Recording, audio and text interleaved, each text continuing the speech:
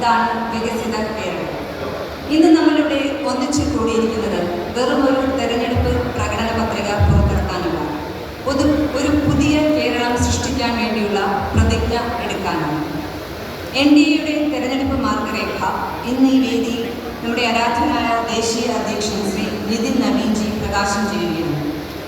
നമ്മുടെ രാഷ്ട്രീയ ദിശയും വികസന ദർശനവും വ്യക്തമാക്കുന്ന ഒരു ശക്തമായ പ്രഖ്യാപനമാണ് ഈ മാർഗരേഖ. ഇതാണ് മാറ്റം, ഇതാണ് വികസിത കേരളം. കേരളം ഇന്ന് നിരവധി വെല്ലുവിളികൾ നേരിടുകയാണ്. യുവാക്കൾക്ക് തൊഴിലില്ല, കർഷകർ പ്രതിസന്ധിയിൽ, ചെറുകിട വ്യാപാരികൾ ബുദ്ധിമുട്ടിൽ, അഴിമതിയും ദുർഭരണവും ജനങ്ങളെ ബുദ്ധിമുട്ടിക്കുന്നു. ഇവയെല്ലാം മാറ്റാൻ ശക്തമായ തീരുമാനങ്ങളും നിഷ്ഠയുള്ള ഭരണവുമാണ് വേണ്ടത്. അതാണ് BJP NDA നൽകുന്നത്. നമ്മുടെ മാർഗരേഖ വെറും വാഗ്ദാനങ്ങൾ അല്ല, അത് നടപ്പിലാക്കുന്ന പ്രവർത്തന പദ്ധതിയാണ്.